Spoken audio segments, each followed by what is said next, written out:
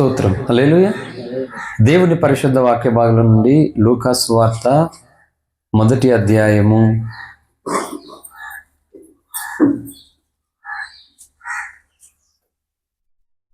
46 నుండి 49 వచనాల వరకు నేనే చదువుతున్నాను. దయచేసి కృత నిబంధన 50వ పేజీ లూకా సువార్త 1వ అధ్యాయము 46 నుండి చదువుతున్నాను. అప్పుడు మరియా ఇట్లనెను, నా ప్రాణము ప్రభువును ఘనపరచుచున్నది. ఆయన తన దాసురాలి దీనస్థితిని కటాక్షించెను. నా ఆత్మ నా రక్షకుడైన దేవుని యందు ఆనందించెను.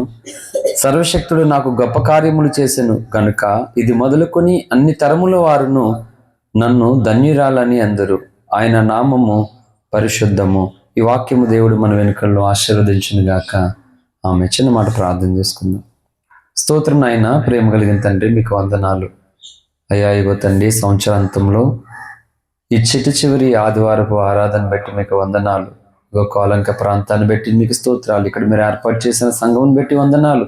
ఇగో చేరిన నీ ప్రజలందరిని బట్టి మీకు వందనాలు చెల్లిస్తున్నాను. చదవబడిన లేఖనం ద్వారా నీ దాసుని అభిషేకించి నీ ఆత్మతో నింపి విరిచిన వారందరికీ మేలు కలుగునట్లుగా, మీకు మహిమ కలుగునట్లుగా, ప్రతి అపవాది శక్తులకు నాశన అపజయము కలుగునట్లుగా మీరే మాట్లాడి మహిమ పొందమని యేసయ్య నామమున ప్రార్థిస్తున్నాం తండ్రి. ఆమేన్, ఆమేన్. హల్లెలూయా. దేవుని పరిశుద్ధ నామానికి మహిమ కలుగును గాక. ప్రభుని ఆరాధించడానికి వచ్చిన మీ అందరికీ ప్రభునామంలో హృదయపూర్వకమైన వందనాలు. మంచిది. చదవబడినటువంటి లేఖన భాగము మరియను గూర్చి రాయబడి ఉన్నది. ఏమంటుందంటే ఆమె, ఇది మొదలుకొని అన్ని తరముల వారు నన్ను ధన్యురాలందరూ అంటుంది. చివరి లైన్ 49వ అధ్యాయం 49వ వచనంలో. మనందరికీ తెలుసు ఒకరు ఎలా ధన్యులవుతారు, ఎలా వాళ్ళు ఈ ధన్యతను పొందుకుంటారు అని అంటే, యెహోవా తమకు దేవుడిగా గల జనులు ధన్యులు అని మొదటిగా లేఖనం సెలవిస్తుంది. 33వ కీర్తన 12వ చరణం. యెహోవా తమకు దేవుడిగా గల జనులు ధన్యులు, ఆయన తనకు స్వాస్థ్యముగా ఏర్పరచుకున్న జనులు ధన్యులని. అయితే ఇక్కడ ఏమంటుంది, ఇది మొదలుకొని అన్ని తరముల వారు నన్ను ధన్యురాలందరూ అని చెప్తూ ఉంది. అన్ని తరాల వారు నంట. అంటే తరము అంటే అర్థం ఏంటంటే, సపోజు మన తాతలది ఒక తరం, నాన్నగారు వాళ్ళది ఒక తరం, ఇప్పుడు మనది ఒక తరం అన్నమాట. దీన్ని తరం అంటారు అన్నమాట. హల్లెలూయా. అలాగ దావీదు తన తరములో, అంటే ఇంకా కొంతమంది ఆ తరానికి సంబంధించినటువంటి వారు పెద్దవాళ్ళు అయిపోయారు, ముసలి వాళ్ళు అయిపోయారు, బ్రతికే ఉన్నారు. అయినప్పటికీ దావీదు తన తరంలో దేవుని సంకల్పం చొప్పున సేవ చేస్తే, దావీదు తరంలో ఆ పెద్దవారికి, దావీదు తరం తర్వాత కొడుకుల తరంలో వచ్చిన వాళ్ళకి కూడా దావీదు ఘనమైన సేవగానే కనబడింది. అలాగన మరియ అంటుంది, ఇది మొదలుకొని అన్ని తరాల వారు నన్ను ధన్యురాలందరూ అని. హల్లెలూయా. అంటే ఎలా ధన్యురాలు అంటారు? మరియమ్మ స్పష్టంగా చెప్పింది. క్రైస్తవులకి అర్థం కాలేదు. మరియమ్మ కొండకి వెళ్తూ ఉన్నారు. ఈరోజు మరియమ్మ దగ్గరికి వెళ్ళి కొబ్బరికాయలు కొడుతున్నారు. అంటే ఆమె ఒక భక్తురాలు కానీ దేవత కాదు మరియ. కానీ ఆమెకు కూడా తెలియకుండా ఆమెని ఈరోజు ఏం చేసేసారంటే పూజిస్తూ ఉన్నారు. తప్పు అది. ఎంత దారుణంగా తయారైపోతున్నారు కర్సులు. గుణదానాన్ని మేరీ మాత కొండకెళ్ళి చూడడానికి వెళ్ళండి, తప్పులేదు. కానీ తలలో మొక్కుబడిస్తున్నారు, అక్కడ కొబ్బరికాయలు కొడుతున్నారు, రకరకాలుగా చేస్తున్నారు. ఆమె ఇది మొదలుకొని అన్ని తరాల వారు నన్ను ధన్యురాలు అంటారని కానీ చెప్పింది, కానీ దేవుడు అంటారని చెప్పలేదు. ఆమె ఒప్పుకోలేదు అలాగా. ఎందుకంటే ఆమె సాధారణమైనటువంటి ఒక మనిషి. ఆమె దైవ భక్తి కలిగినటువంటి స్త్రీ మాట.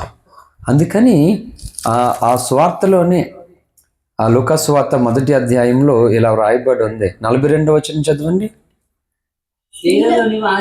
స్త్రీలలో నీవు ఆశీర్వదింపబడిన దానవు, నీ గర్భఫలమును ఆశీర్వదింపబడును. ఎలిజబెత్ అంటున్నటువంటి మాట ఇది. యోహానును ఇంకా పుట్టక మునుపు, బాప్తిజం ఇచ్చే యోహాను పుట్టక మునుపు ఆ ఎలిజబెత్ మరియను అంటుంది మాట. 39 చదివితే ఇలా రాయబడింది. ఆ దినముల యందు మరియ లేచి యూదా ప్రదేశంలోని కొండసీమలో ఉన్న ఒక ఊరికి త్వరగా వెళ్ళి జకరియా ఇంట్లో ప్రవేశించి ఎలిజబెతుకు వందనము చేసెను. ఎలిజబెత్ మరి యొక్క వందనము వినగానే ఆమె గర్భంలో శిశువు గంతులు వేశాను. అంతటి ఎలిజబెత్ పరిశుద్ధాత్మతో నిండుకొన్నదై బిగ్గరగా ఎట్లను, స్త్రీల్లో నీవు ఆశీర్వదింపబడిన దానవు, నీ గర్భఫలమును ఆశీర్వదింపబడును. నా ప్రభు తల్లి నా యొద్దకు వచ్చేటకు నాకు ఎలాగో ప్రాప్తించను? ఇదిగో నీ శుభవచనం నా చెవిని వినబడగానే నా గర్భంలోని శిశువు ఆనందంతో గంతులు వేశాను అని మాట్లాడుతుంది. కనుక ఎలా ఈమె ధన్యరాలయ్యేటువంటి స్థితిలోకి వెళ్ళిందంటే దైవ భక్తి ధన్యులను చేస్తుంది మాట. హల్లెలూయా. దైవ భక్తి ఉంది ఈ లోకంలో దైవ శక్తి ఉన్నది, దుష్ట శక్తి ఉన్నది. మాంత్రిక తాంత్రిక విద్యలు నేర్చుకుంటూ ఉన్నారు చాలామంది చిల్లంగితనం, చాతబడి ఇలాగ కొన్ని ప్రజల మీద ప్రయోగింపచేసి దెయ్యాలను వదులుతూ మనుషుల యొక్క ఆరోగ్యాలు పోగొట్టుకుని కుటుంబంలో కలహాలు పెడుతూ భార్యాభర్తల మధ్య వివాదాలు, వ్యాపార విషయంలో నష్టాలు కలిగేలాగా ఇన్ని దుష్ట శక్తులు ప్రయోగించే శాస్త్రాలను అధ్యయనం చేస్తున్నారు. చెప్పండి, ఇప్పుడు వాళ్ళు ధన్యులు అవుతారా? దుర్మార్గత అది మంచిది కాదు. అది సృష్టికి విరోధమైనది, అది దైవశక్తికి వేరైనది మాట. కానీ దైవభక్తి చేయవలసినటువంటి రీతిగా మనం చేసిన నాడు మరి ఇలాగా అన్ని తరాల వారు కూడా మనల్ని ధన్యులు అంటారట.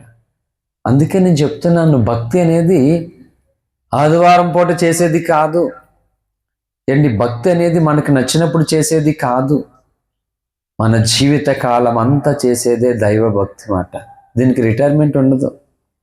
దావీదు నిండు వృద్ధాప్యము అంట.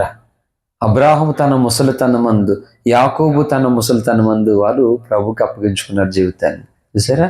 అంత ఏ ఉద్యోగమైనా, ఏ రాజకీయమైనా, ఏదైనా సరే కొంత వయసు వరకునే ఉంటుంది,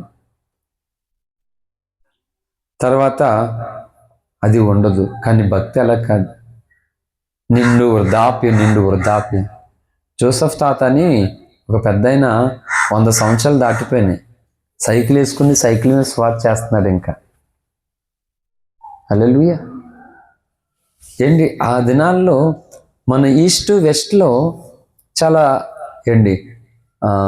కరెంటు స్తంభాలు కనబడతాయి కదా, రోడ్లు. తర్వాత కొన్ని వంతెనల దగ్గర గోడల మీద యేసే రక్షకుడని కొన్ని పేర్లు రాయబడి ఉంటాయి. గోడల మీద, స్తంభాల మీద, అక్కడక్కడ బయట పేర్లు రాయబడి యేసే రక్షకుడు, యేసే పాప విముక్తుడు, యేసు రక్తం ప్రతి పాప నుండి పవిత్రను చేయను అని పెయింట్ తోటి వ్రాయబడినటువంటి మనకు కనబడతాయి ఎక్కువ చాలా స్థలాల్లో. ఇప్పుడైతే కొంతమంది వచ్చారు. కానీ నేను ఈ మాట యానంలో కుర్సనపేటలో నేను ఉన్నప్పుడు ఇంచుమించు 2016-17లో ఈ ప్రసంగం చెప్పాను. ఇప్పుడు చెప్పబోతున్నటువంటి మాట నేను పేరు మర్చిపోయాను.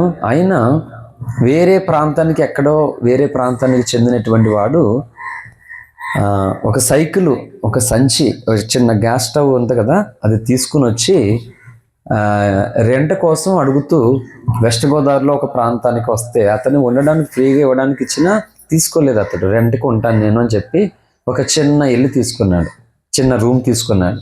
అతడు చేసే పని ఏంటి రోజు అని అంటే స్టవ్ వెలిగించుకుని రైస్ పెట్టుకుని వేడివేడిగా ఆ రైస్ గెంజి వారుస్తాం కదా మనం, వార్చకుండా ఆ గెంజిలోను గొడ్డుకారం వేసేసుకుని పడతాను. అన్నం వార్చుకున్నాను.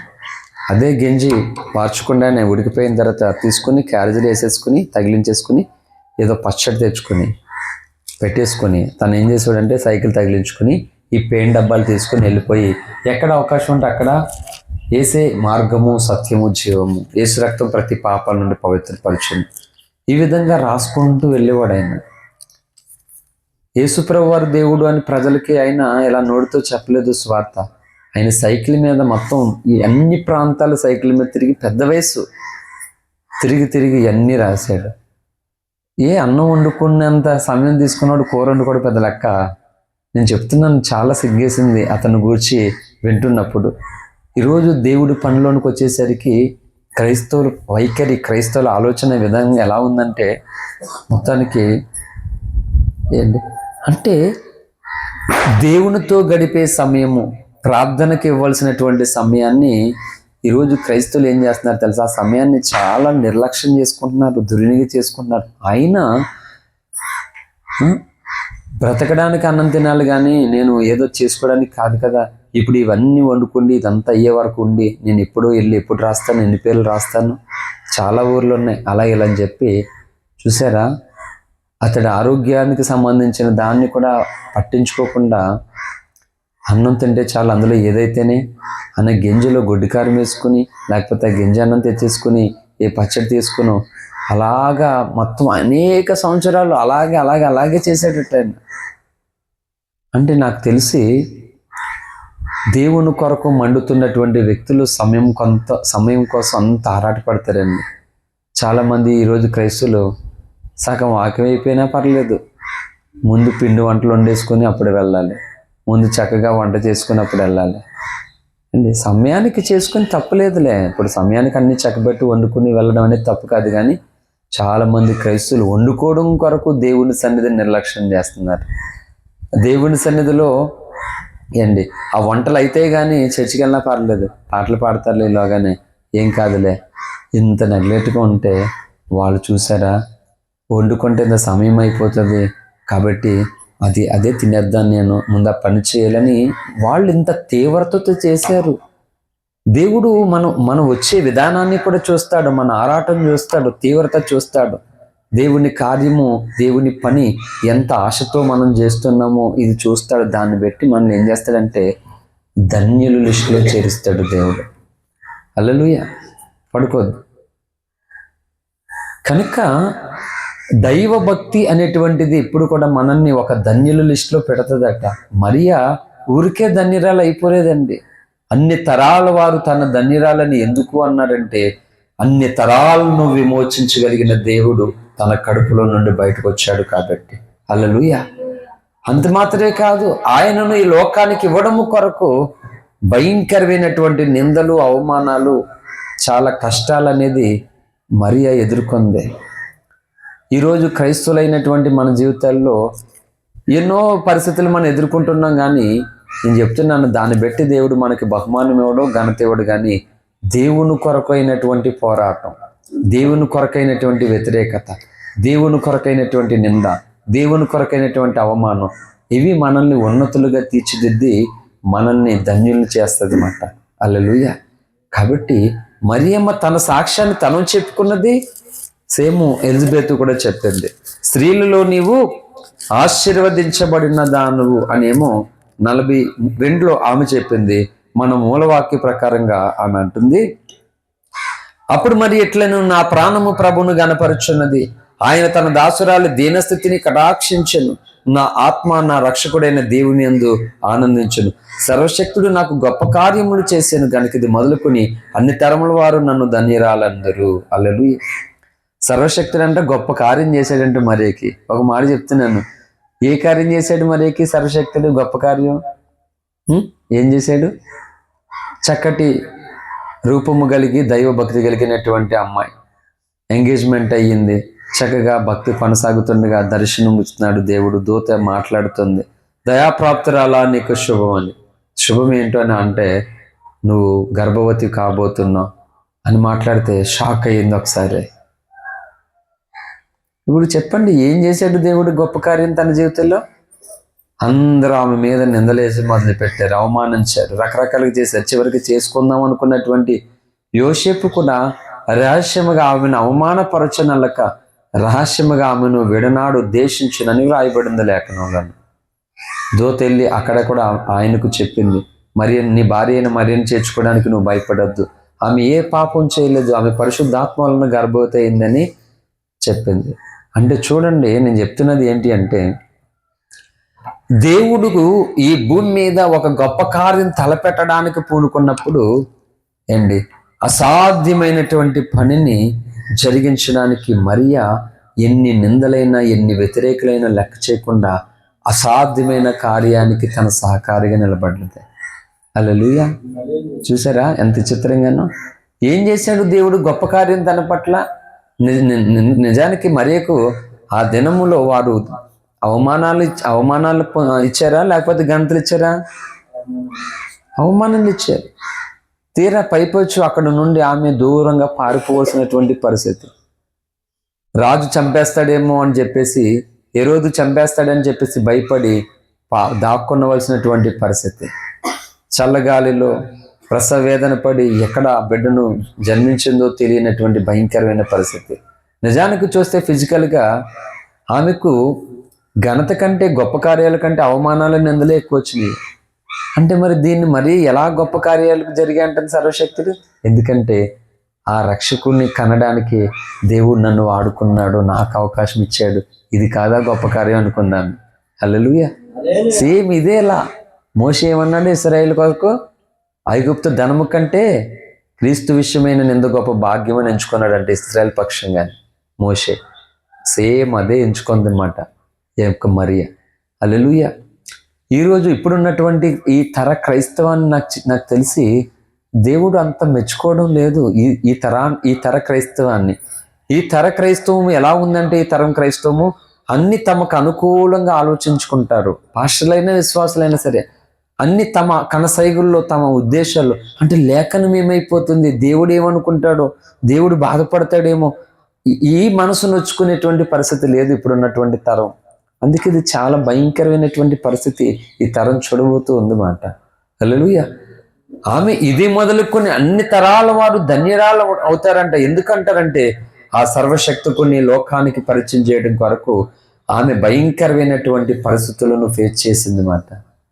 ఈరోజు స్వార్థ అంటే భయపడుతున్నారు క్రైస్తవులు, దేవుడు అంటే భయపడుతూ ఉన్నారు, దేవుడి దగ్గరికి రావడానికి ఇష్టపడట్లేదు. బాప్తిజం పొందారు, ఎలాగైనా పర్లేదు, ఎలా బ్రతికినా పర్లేదు, దేవుడికి చోటు ఇవ్వడం చాలా తక్కువ. కానీ ఘనత ఎలాగిస్తాడు దేవుడు? లేనటువంటి పరిస్థితి. అక్కడ చెప్తుంది చాలా విలువైన విషయాలు ఉన్నాయి. ఇక్కడ సమయం లేదు, త్వరగానే ముగించేస్తాను. మొత్తం ఊరంతా ఎన్ని తిరిగి వచ్చామో మేము, కొలంక లోపల రావడానికి రూట్ లేదు మొత్తం. ఇప్పుడు చాలా కష్టపడినాం రావడానికి. ఒక అరగంట సేపు మొత్తం ఇక్కడిక్కడే తిరిగాము, ఇక్కడికి రావడానికి లోపల బంద్ చేశారు. చాలా కష్టమైపోయింది రావడానికి. అలాగనే దేవుణ్ణి గణపరచడం అంటే అంత ఆషామాషి విషయం కాదు అసలు. హల్లెలూయా. తెగింపు ఉండాలి. నా ద్వారా దేవుణ్ణి గణపరచబడాలి, నా ద్వారా దేవుడు అందరికీ కనబడాలని ఆశ, భారం, తృష్ణ ఉండాలి. అప్పుడు దేవుడు మనకి ఘనత ఇస్తాడట. హల్లెలూయా. ప్రయాసపడలేనిదే ఘనత రాదండి ఎవరికైనా. కష్టపడకుండా ఫలితం వస్తుందా? రాదు. అక్కడ చెప్పింది ఇంకొక మాట ఏమని అంట, ఆయన తన దాసురాలి దీనస్థితిని కటాక్షించును, నా ఆత్మ నా రక్షకుడైన దేవుని యందు ఆనందించను. హల్లెలూయా. దేవుని యందు ఆత్మ ఆనందిస్తూ ఉందంట. ఈరోజు ఆనందాలు లేవు దేవుని యందు. ఎలాంటి వాక్యం వింటున్నా కానీ దేవుని యందు ఆనందము లేదు. ఇంకా ఏదో నిరాశ నిస్పృహల మధ్య వెళ్ళిపోతూ ఉన్నారు. మనం ఎంతసేపు వాక్యం వింటున్నాం అనేది ఇంపార్టెంట్ కాదు. వింటున్నటువంటి దాని యందు మన ఆలోచన ఏ విధంగా ఉందో మనం తెలుసుకోవాలి. హల్లెలూయా. క్రీస్తు పుట్టాడని లోకానికి సంతోషం లేదు, మరి క్రైస్తవులకు సంతోషంగా ఉందా? వాళ్ళకి కూడా లేదు. ప్రతి సంవత్సరం ఉండేదే కదా క్రిస్మస్, ఏమో అంతేనా? తెలిసి ప్రతి సంవత్సరం ఉండేదే కదా క్రిస్మస్. హల్లెలూయా. కోలంకోలు మాత్రం కథలు రావట్లేదు. హల్లెలూయా. మరియా ముందు వరుసలోకి వచ్చింది రక్షకుణ్ణి గణపరచడం కొరకు, రక్షకుణ్ణి లోపానికి చూపించడం కొరకు ముందు వరుసలోకి వచ్చింది. అందుకంటున్నాను, ఎవరు వస్తే వారు దీవెన పొందుతారంట, ఎవరు వస్తే వాళ్ళు ఆశీర్వాదం పొందుతారట. సర్వశక్తుడు గొప్ప కార్యములు చేసిన తన దాసురాలి దీనస్థితిని కటాక్షించెను. నాత్మ నా రక్షకుడైన దేవుని యందు ఆనందించెను. సర్వశక్తుడు నాకు గొప్ప కార్యములు చేశాను గనుక ఇది మొదలుకొని అందరూ నన్ను ధన్యురాళ్ళందరూ ధన్యరాలు. ఈ మాట ఆమె చెప్తే సోదరులు ఎలా చేశారంటే, నువ్వు ధన్యురాలు పెట్టి తల్లి, నువ్వే దేవతం అన్నారు. మరి ఇందుకు గొప్ప దేవుడిని కన్నందుకు నువ్వే దేవతం అని చెప్పేసి మరి అమ్మను పూజించడం మొదలెట్టేసారు. అంటే అక్కడ ఏమి నేర్చుకున్నారు? లేఖనం ఏం చెప్పింది, వీళ్ళు ఏం పాటిస్తున్నారు? ఈరోజు క్రైస్తవుల పరిస్థితి అలాగుంది. లేఖనానికి వేరుగా భక్తి చేస్తున్నారండి. దానివల్ల నీ భక్తి చెల్లదు. లేఖనముతో ఏకీవిస్తూ నీ భక్తి ఉండాలి. లేఖనాన్ని నువ్వు ఘనపరచాలి మాట, అప్పుడు దేవుడు నిన్ను ఘనపరుస్తాడు. లేఖనం ఒకలాగా చెప్తే నువ్వు ఒకలాగా బ్రతుకుతే అది నీకు ఘనత ఉండదు, నీకు ధన్యత ఉండదు మాట. ధన్యతను పోగొట్టుకున్నటువంటి లిస్టులోకి వెళ్ళిపోతారు. హల్లెలూయా. కనుక మరియమ్మ అంత ధన్యరాలు అయిపోవడానికి ఊరికినే అయిపోలేదు. అసలు ప్రసవేదన పడవలసినటువంటి సమయం ఆమెది. చూసారా, దేవుడు ఆమెకి ప్రసవేదనలు ఇచ్చాడు. ఊరందరూ కూడా ఆమెను ఎన్ని రకాలమైనటువంటి మాటలు మాట్లాడారు. అందుకే అంటున్నాను, దేవుడు ఘనత ఎలాగిస్తాడంటే శ్రమానుభవం ద్వారా వెళ్ళినటువంటి వారు ఘనత పొందుకుంటారట. హల్లెలూయా. అంటే ఏ శ్రమలు అంటే మన పర్సనల్ లైఫ్లో మనకున్న కొన్ని అప్పులు, కొన్ని సమస్యలు, కొన్ని ఇబ్బందులు, ఈ శ్రమలా దేవుడి కాదు. అది పర్సనల్ లైఫ్. అది దేవుని కొరకు శ్రమ, నీతి నిమిత్తం. అందుకే రాయబడి ఉంది చూడండి, మత్తయి సువార్త 5వ అధ్యాయము. మత్తయి సువార్త 5వ, త్వరగా ముగించేస్తాను నేను.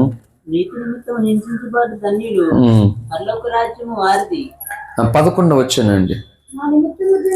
నా నిమిత్తము జనులు మిమ్మును నిందించి హింసించి మీ మీద అబద్ధముగా చెడ్డ మాటలెల్లా పలుకున్నప్పుడు సంతోషించి ఆనందించడి, పరలోకమందు మీ ఫలము అధికమగును. ఇలాగన వారు మీకు పూర్వమందు ఉన్న ప్రవక్తలను హింసించిరి.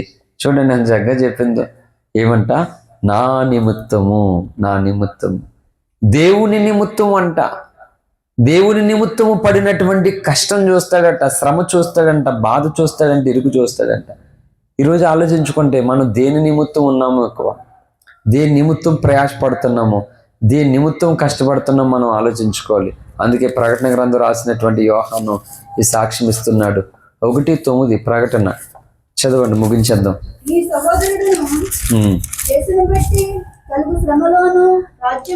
మీ సహోదరుడను అన్నాడు. మీ సహోదరుడను, సహోదరుడు అంటే వేరు, సహోదరుడను. యేసుని బెట్టు కలుగు శ్రమలోను రాజ్యంలో సహలోను పాలువాడినైన యోహానను నేను దేవుని వాక్యము నిమిత్తమును యేసును గూర్చిన సాక్ష్యము నిమిత్తమును పద్మాసు దీపంన పరవాసినైతిని. హల్లెలూయా. చూడండి, ఎవరి నిమిత్తం అంట? వాక్యము నిమిత్తమును. ఏ వాక్యము? దేవుని వాక్యము నిమిత్తమును, యేసును గూర్చిన సాక్ష్యము నిమిత్తమును. మరి మనం దేని నిమిత్తం ప్రయాసపడుతున్నాం? ఈరోజు ఇచ్చిన ఆయుష్ని, ఆరోగ్యాన్ని, ధనాన్ని, బలాన్ని దేని నిమిత్తము మనం ఉపయోగించుకుంటున్నాం? దేని నిమిత్తము మనం పోరాడుతున్నాం? ఇది మనం ఆలోచించుకోవాలి. 52 ఆదివారాల్లో చివరి ఆదివారం ఇది ఈ సంవత్సరానికి కదా. హల్లెలూయా. ఈ సంవత్సరం చివరి ఆదివారం ఈ 2025 డిసెంబరు 28 చివరి ఆదివారం ఈరోజు. కాబట్టి చివరి ఆదివారంలో దేవుడు మనల్ని దేని కోరుకుంటున్నాడంటే, నువ్వు దేని నిమిత్తం భక్తి చేస్తున్నావు, నువ్వు దేని నిమిత్తం ప్రయాసపడుతున్నావు, దేని నిమిత్తం నువ్వు ఎక్కువ కష్టపడుతున్నావు అని దేవుడు అడిగితే మనం ఏం చెప్పాలి ఇప్పుడు? చెప్పండి. అందుకనే భూమి మీద ఉన్నటువంటి ప్రతి క్రైస్తవుడు, క్రైస్తవురాలు అందరూ కూడా మరి ఎలాంటి భక్తి చేయాలి ఈ తరములో. హల్లెలూయా. ఈ తరములో మరి ఎలాంటి భక్తి చేయాలి మనం. అప్పుడు మరి ఎక్కువ చిన్న ఘనత మనకు వస్తుంది. మరి ఎక్కువ దేవుడు అనుగ్రహించినటువంటి ఆ ధన్యత మనకు అప్పగించబడుతుంది అన్నమాట. హల్లెలూయా. మరియను ఫాలో అవ్వమని దేవుడు అది చెప్తే మరి మొక్కుతున్నారు వీళ్ళందరూ. మళ్ళీ ఇంకెక్కడికి వెళ్ళారు? లోకంలోకి వెళ్ళిపోయారు మళ్ళా కదా. మరి చెప్పింది ఎక్కడైనా మీరు నన్ను మొక్కండి అని చెప్పిందా? ఇక్కడే చెప్పలేదు. హల్లెలూయా. అందుకని ఇప్పుడున్నటువంటి తరాన్ని మనం చూస్తూ ఉన్నప్పుడు మరి ఎలాగైతే తన దైవభక్తి కొరకు దేవుని నిమిత్తము హింస పొందిందో, దేవుని నిమిత్తము బాధపడిందో, దేవుని నిమిత్తం ప్రసవేదన పడిందో, దేవుని నిమిత్తం కష్టపడిందో, మనం అలాగా దైవ కార్యము జరగడం కొరకు ప్రసవేదన పడాలంట. ఆమె ప్రసవించి నిజంగానే కుమారుణ్ణి కన్నది లోకం నిమిత్తము. మరి ఇప్పుడు మనం ఏం చేయాలి అంటే, అటువంటి ప్రసవేదన అంటే దేవుని స్వార్థ, దేవుని యొక్క వాక్యము, దేవుని కార్యము నీ ద్వారా బయలు వెళ్ళినట్లుగా, అనేకులకి రక్షణ కలుగునట్లుగా, లేక అనేకులకి బలము కలుగునట్లుగా, వారికి ఆశీర్వాదము కలిగినట్లుగా నేను అటువంటి ప్రసవేదన తరంలో మనం పడాలి. ప్రసవేదన లేనటువంటి భక్తి వ్యర్థమైంది. ఖచ్చితంగానే నేను ఎప్పుడు చెప్పని ప్రసంగం చెప్తున్నాను ఇప్పుడు. హల్లెలూయా. భక్తి జీవితంలో ప్రసవేదన ఖచ్చితంగా ఉండాలి. అందుకని అపోస్తులైన పౌలు గారు అన్నాడు ఈ మాట, గలతీ పత్రిక 4:19, బాగా పరిచయమైన వాక్యం క్రైస్తవానికి. నా పిల్లలారా మీ అందు ఏర్పడు వరకు మీ విషయమై మరలా నాకు ప్రసవ వేదన కలుగుచున్నది. హల్లెలూయా. చూడండి, ఇందాక అక్కడ మరియ కోసం చెప్పా, ఇప్పుడు పౌలు కోసం చెప్తున్నాను. ప్రసవ వేదన ఎవరు పడతారు? స్త్రీలా పురుషులా? స్త్రీలు పడతారు. కానీ భక్తి జీవితంలోనూ ఎవరు ప్రసవ వేదన పడితే వారే దేవుని కార్యాలను కంటారట. హల్లెలూయా. లోకమైతే స్త్రీ ప్రసవ వేదన పడేది, కానీ భక్తి జీవితంలో స్త్రీ పురుష అనే భేదం లేదట. ఎవరు ప్రసవ వేదన పడితే వాళ్ళను దేవుడు ధన్యులుగా ఎంచుతాడట, వాళ్ళకి దేవుడు ఘనతలు ఇస్తాడట, సర్వశక్తుడు వారి పట్ల గొప్ప కార్యాలు చేస్తాడట. నేను చెప్తున్నాను, ప్రసవ వేదన లేని భక్తి కాదు, అది చెల్లదు. పాస్టర్స్ అయినా పాశ్రములైనా విశ్వాసులైనా సరే భక్తి ఎలాంటిదై ఉండాలంట? ప్రసవ వేదనతో కూడిన భక్తి ఉండాలంట. అది లేదు, ఆ ప్రసవ వేదన లేదు. నార్మల్గా ఎవరి మట్టుకు వాళ్ళు ప్రార్థన చేసుకుంటున్నారు, దినాలు గడుస్తూ ఉన్నాయి, రోజులు మారిపోతున్నాయి, క్యాలెండర్లు మారిపోతున్నాయి, ఒంటి మీద డ్రెస్సులు మారిపోతున్నాయి, అంతే. కానీ భక్తి చేసే విధానం మాత్రం మారడం లేదు, దేవుడు కోరుకోవడం లేదు. అందుకంటున్నాను, ఈరోజు క్రైస్తవం కూడా ఎలాంటి భక్తి చేయాలో అలాంటి భక్తి చేయలేదు కాబట్టే అనేక మంది నశించిపోతున్నంత బాధ, చింత, వేదన లేదు ఈనాటి క్రైస్తవానికి. హల్లెలూయా. అందుకని ఎలాంటి వాళ్ళు చూడండి, ఆ వండుకుంటే అంత సమయం ఇచ్చేస్తే ఈ సమయం అంతా దుర్వినియోగం అయిపోద్ది, లేదు ఏదో దీంతో ఏదో బ్రతికేస్తాను అని ఆ పేర్లు రాసుకోవడానికి అప్పగించుకున్నాడు అంతే. బ్రతుకాలం అంతా మరణించే వరకు ఆ దైవజనుడు నించుమించి ఒక 40 ఏళ్ళు 50 ఏళ్ళ పనిచేసాడట. ఆ పని ఎవరు కానుకిస్తాడు పిలిచి? ఎవరు కానుకలు ఎవరో, ఎలా బతకడో తెలియదు. ఏంటి మనం మంచి భోజనం వండుకుందాం, ఈరోజు మంచి కూర వండుకుందాం అని ఏమీ లేదు అతడికి. ఏదో అలా చేసుకుండి వెళ్ళిపోయాడు, అలా వెళ్ళిపోయాడు. అనేక మందికి ఆ పేర్లు కనబడ్డాయి. రక్షకుని స్వార్థను అనేకులు ఆ పేర్లు చదువుకుని రక్షణ పొందిన వాళ్ళు కూడా ఉన్నారు. క్రిస్టియన్ ప్రయాస అర్థం కాదు అసలు. దేవుడు అందుకంటున్నాను, మనం ప్రయాసపడవలసింది ఏదో మనం ప్రయాసపడితే దేవుడు చేయవలసిన కార్యం తప్పకుండా దేవుడు చేస్తాడు. అందుకే ఈ సేవ ఇన్ని రిస్కులు, ఇన్ని పోరాటాలు, ఇన్ని వ్యతిరేకతలు, ఇన్ని ఇబ్బందులు, చాలా కష్టం అండి. నేను సాధ్యమైనంత వరకును బండిలో పెట్రోల్ చూసుకుంటాను. నేను ఏం తిన్నాను ఏం త్రాగనేది ఏమీ పట్టించుకోను అసలు. బండిలో పెట్రోల్ ఉంటే చాలు, నాకు కడుపు తృప్తిగా ఉంటుంది అన్నమాట. దాంట్లో పడ్డదనుకో కొంచెం చక్కగా అమ్మయ్య పర్లేదు, ఓ 6 రోజులు తిరిగచ్చు, ఓ 4 రోజులు తిరిగచ్చు, పర్లేదు అని అనుకుంటాను అంతే. దానికోసం ఆలోచిస్తాను. బండి ముళ్ళు చూసుకుంటాను నేను, ఆ ముళ్ళు పైకి ఎలా ఉండకూడదు, నాకు ఎలా ఉండాలి. హల్లెలూయా. సెంటరా ఇటువైపు ఉండకూడదు, లెఫ్ట్కి రైట్కి ఉండాలన్నమాట ముళ్ళు, లేకపోతే నాకు తృప్తి ఉండదు. దాన్ని ఏదోకి అటువైపు తెచ్చేయాలనుకుంటాను నేను, ఎప్పుడు ఆరాట పడతాను దాని కొరకు మాట. హల్లెలూయా. కాబట్టి ఈ తరంలో ఒక మాట చెప్తున్నాను, ఈ చివరి ఆదివారం 2025 సంవత్సరానికి ఇక మీదట నువ్వు నేను చేసే భక్తి ప్రసవేదనతో ఉండాలండి. దేవుని నిమిత్తము, హింసైనా ఇంకొకటైనా ఏదైనా సరే ఆయన నిమిత్తం అంటే ఆయన నిమిత్తము ఇది మనం పడినప్పుడు, ఆయన నిమిత్తం ప్రసవేదన పడినప్పుడు తప్పకుండా దేవుడు నీకు ఇవ్వాల్సినటువంటి ఘనత ఇస్తాడు, దీవునిస్తాడు, ఆశీర్వాదిస్తాడు.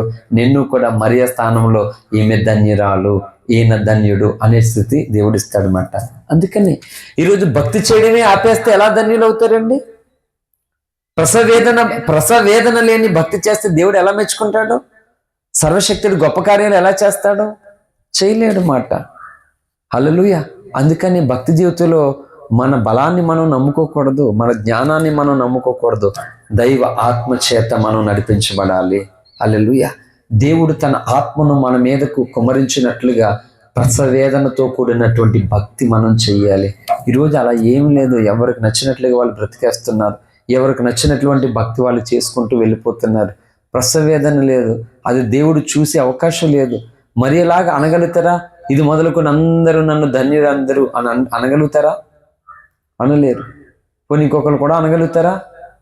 అంటే అలాంటి పరిస్థితుల్లోకి వెళ్ళిపోయింది ఈనాటి సంఘం. అందుకే నొక్కి నేను చెప్తున్నాను ఏంటి అంటే, ఆమె దేవుని కొరకు అలాంటి ప్రసవేదనతో కూడిన భక్తి చేసింది. మరి మనం ఎలాంటి భక్తి మనం చేస్తున్నామో, కనీసం ఇప్పుడైనా ఎలాంటి భక్తి చేయాలని దేవుడు అనుకుంటున్నాడో అలాంటి భక్తి చేయడానికి మనం కంకణం కట్టుకోవాలి, తీర్మానం చేసుకోవాలి, దాని కొరకు మనం సమర్పించుకోవాలి మాట. అంతేగాని క్రైస్తవులు ఏమి నేర్చుకున్నారంటే చర్చికి వెళ్తున్నాను తాళి తీసేయాలి, చర్చికి వెళ్తున్నాను బొట్టు తీసేయాలి, చర్చికి వెళ్తున్నాను కాలు మెడ తీసేయాలి. ఇవి ఇవి ఇవి నేర్చుకున్నారు. ఎక్కడుంది బైబిల్లో అలాగా ఉందా? బైబిల్ చెప్పింది ఏమో వదిలేసారు క్రైస్తవులు, బైబిల్ చెప్పలేని దాన్ని ఏమో మొత్తం అంత పాటించడం మొదలెట్టేశారు మొత్తం అందరూ. అంటే దేవుని నమ్ముకుంటే బొట్టు గాజులు ఇవి తీసేయాలని ఉందా ఏమన్నా బైబిల్లో? ఏ ఉపయోగం తీసేసి చెప్పాను. ఇప్పుడు తీసేసిన వాళ్ళందరూ మరి ఆ లిస్టులోకి వస్తారా? పోనీ ఉపయోగం ఏమీ లేదే. ప్రసవేదన ఉండాలన్నమాట, ప్రసవేదన. హల్లెలూయా. బోల్డ్ మంది తెలుసు, రాజులు కానీ కాపులు కానీ ఇంకా చాలా మంది ఏంటి అన్నీ పెట్టుకుండే వాళ్ళు మందిరానికి వచ్చి బాప్టిజమాలు తీసుకుని అనేక ఆత్మలు సంపాదించిన స్వార్థ చెప్పి దేవుని స్వార్థ కొరకు ఏంటి వాళ్ళు ఎంతగా అరిగిపోవాలో ఫాస్ట్గా చెప్పేవారు. కానీ ఏమంటే కాపుల్లోంచి ఒక తల్లిగారు దేవుని నమ్ముకున్నారట. ఇంట్లో ఎవరికి ఇష్టం లేదు. ఇష్టం లేకపోతే కాకినాడ పరిసర ప్రాంతాల్లో ఒక ఉన్నతమైన కుటుంబంలో ఉన్నటువంటి ఒక వ్యక్తి, ఆమెకి దేవుని పట్ల ఎంతో భారం ఉంది. ఆయన కొరకు ఏదో ఒకటి చేయాలి. ఇంట్లోనేమో అవకాశాలు లేదు, ఉండదు. మనకు అవకాశాలు ఉండవు, అన్నీ కూడా మనకు నచ్చినట్లు ఉండవు. తెగించి ముందడిగా వెయ్యాలంతే. లేకపోతే భక్తి ఊరికనే చేయలేము, ఊరికనే రాదు అసలు అని. ఆమె అనేదట, ఏమండి పన్ను చాలా నొప్పిగా ఉందండి, నేను హాస్పిటల్కి వెళ్తాను అని హాస్పిటల్కి వెళ్ళేదట ఇంటికాడి నుంచి బయలుదేరి. మరి వాళ్ళు ఉన్నత కుటుంబంలో ఉన్న వాళ్ళు, వాళ్ళ డ్రెస్సు చక్కగా వాళ్ళ ఆకారం అలా ఉంటుంది కదా. సో ఆ విధంగా ఇంటి నుంచి ఆడంబరంగా బయలుదేరి చక్కగా ఎవరో తెలిసినటువంటి విశ్వాసుల ఇంటికి వెళ్ళి ఆ డ్రెస్ మార్చేసుకొని ఆ ఒంటి మీద వస్తువులు తీసేసి పక్కన పెట్టి ఓ సాధారణమైన శారీ కట్టుకొని ఆ బస్ స్టాండ్లో ఈ బస్ స్టాండ్లో అక్కడ ఇక్కడ అందరికీ సువార్త ప్రకటించేదట. అలా సువార్త ప్రకటించి ఒక గట్టి పన్ను తీయించేసుకుని హాస్పిటల్కి వెళ్ళిపోయేదట.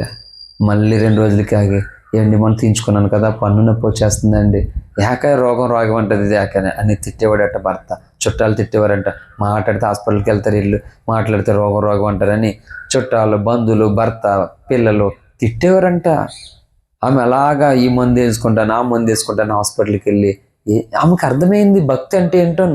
ఆమెకు అర్థమైతే నశించిపోతున్న వ్యక్తుల కొరకు ఏంటి నేను పలానా కులంలోంచి దేవుడు నన్ను రక్షించుకున్నాడు, రక్షణ మార్గం కొరకు యేసు వచ్చాడండి, ఇది మతం కాదండి అని ఆ ఉన్నతమైనటువంటి ఆ కుటుంబంలోంచి ఉండి కూడా ఇన్ని రకాలుగా సువార్త చెప్పి చివరికి ఈ పళ్ళన్నీ తీసేసుకుందంట ఆమె దేవుని నిమిత్తము. హల్లెలూయా.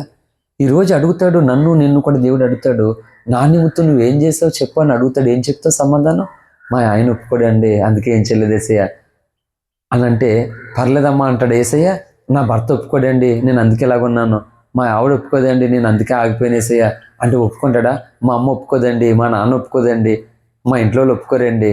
ఎవరు ఒప్పుకుంటారండి ఏసయ్య దగ్గరికి వెళ్ళడం? ఎవరు ఒప్పుకోరు. హల్లెలూయా. తెగించాలి. హల్లెలూయా. దేవుని కొరకు రిస్క్తో కూడినటువంటి భక్తి చేయకపోతే ఏమో చెప్పలేము, రాకుండా ఎత్తబడతామని. ఎందుకంటే ఆయన కట్టుడు కాదు, ఆయన తీసుకెళ్ళకపోవడం ఆయన ఇష్టం కాదు. ఆయన వద్దు అన్నాడు నిన్ను నన్ను. ఆయన రాకముందు ఈ భూమి మీదకి శ్రమకాలం రాబోతుండగా ఆ శ్రమలు చూసి తట్టుకోలేక ఏం చేయాలో అర్థం కాక ఆయన నువ్వే వదిలేసే పరిస్థితి వస్తుంది. అందుకు ఇప్పుడు తీవ్రత ఉందనుకో, ఆయన కొరకు తీవ్రత ఉందనుకో, ఆ శ్రమ నిన్ను ఏమీ చేయలేదు ఒకప్పుడు. అప్పుడు ఏం చేయలేదు నిన్ను శ్రమ. ఇప్పుడు అర్థం కాదు. లోకంలో ఎవరికైనా సరే ఇతర రిలీజియన్స్లో ఉన్నటువంటి వారికి ఇప్పుడు అర్థం కాదు. మనం ఎందుకు స్వార్థ ఎంత ఆరాటపడి డబ్బులు లేకపోయినా అప్పులు చేసుకుని తిప్పలు పడి ఎందుకు ఈ స్వార్థ చేస్తున్నామో ఇప్పుడు వెరితనంగా ఉంటుంది.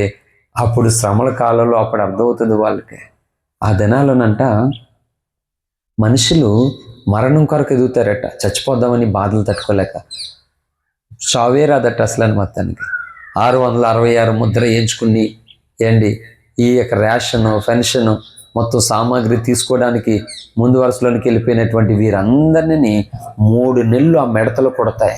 3 నెలలు 90 రోజులు తేలు కొడితే ఎంత నొప్పి వస్తుందో అంత నొప్పి కలిగేలాగా భూమి మీద మిడతలు కొడతాయి అన్నమాట.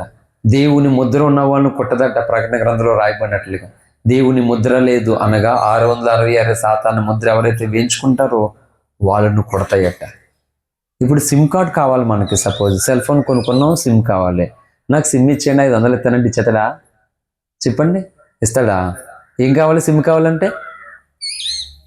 ఆధార్ కార్డు అడుగుతారు, అవునా కదా? ఆధార్ కార్డు లేకపోతే సిమ్ ఇవ్వడం. హల్లెలూయా. సిమ్ కావడానికి ఆధార్ కార్డు అడుగుతాడు అంట. ఇప్పుడు ఫోన్ కొనుక్కున్నా, ఏం కొనుక్కున్నా, ఏది కొన్నా ఆధార్ కార్డు. అలాగే సేమ్ అతి త్వరలో రానున్నట్టు దానిలో 3 6 నెంబర్ ఎంచుకోవాలి. అందరూ ఎంచుకోవాలి, వాళ్ళు వీళ్ళని కాదు. వాళ్ళకి మాత్రమే నీళ్ళు ఇస్తాడు, వాళ్ళకి మాత్రమే నెట్వర్క్స్ ఉంటాయి, వాళ్ళకి మాత్రమే సామాగ్రి షాపులలో వస్తాయి. ఈ 666 నెంబర్ ఎవరైతే ఎంచుకోరో వాళ్ళకి ఏమీ ఇవ్వబడవు. ఈ ముద్ర ఎవరైతే ఎంచుకున్నారో వాళ్ళని ఈ మిడతలు రకరకాలుగా ఒక్కొక్కటి కొడితే మాట చచ్చిపోవడానికి తట్టుకోలేక చచ్చిపోదామని ఎత్తుతారట. మొత్తం నూతుల్లోనూ సముద్రంలో చెట్టు ఎక్కి ఊరేసుకొని రకరకాలుగా చేస్తే ఎవ్వరికి మరణం రాదు. అందుకనే దైవ భక్తి, ప్రసవేదనతో కూడిన భక్తి, దేవుని నిమిత్తం నువ్వు పొందినటువంటి బాధ, వేదన, శ్రమ అప్పుడు నిన్ను ఆనందంతో కాపాడుతుందంట. ప్రకటన గ్రంథంలో ఈ మాట చదువుకుని మనం క్లోజ్ చేసుకుందాం ఈరోజు. ప్రకటన గ్రంథము 2వ అధ్యాయము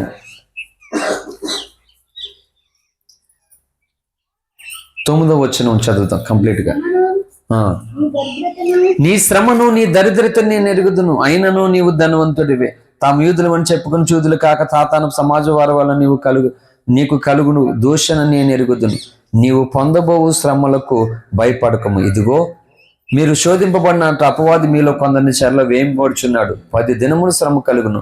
మరణం వరకు నమ్మకంగా ఉండము, నేను నీకు జీవకిరీటం ఇచ్చేదును. సంగములతో ఆత్మ చెబుచున్న మాట చెవిగలవాడు వినుగాక. హల్లెలూయా. 10 దినాలు శ్రమ కలిగినంట. ధైర్యంగా ఉండమని దేవుడు చెప్తున్నాడు. ఇంకో చోట ఏమన్నాడు? వాక్యం కొరకు చెప్పాడు. ప్రకటన గ్రంథం 3వ అధ్యాయము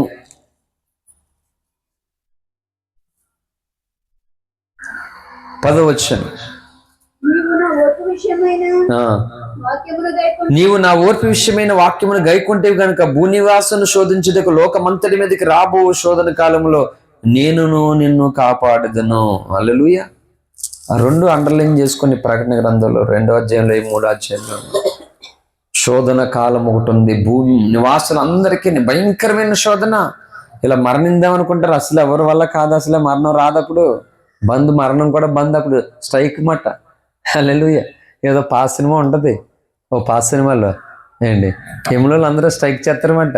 ఎవడు సావడ ఆడు లారీ కింద పడిపోయినా మళ్ళీ లేచి వచ్చేస్తాడు. ఏమో గుర్తొచ్చింది సినిమా. యమలోకంలోను అది యమదూతలు అందరూ మొత్తం ధర్నా చేస్తారన్నమాట. ఒక హీరో చచ్చిపోయి వెళ్ళిపోతాడు అక్కడ, మొత్తం స్ట్రైక్ చేస్తారు అక్కడ. ఇంక ఈలోగా వీళ్ళు ఎవరికి సావు ఉండదన్నమాట, మొత్తం ఏమన్నా సావరన్నమాట. అలాగా శోధన కాలం ఒకటి భూనివాసులకి రాబోతుంది.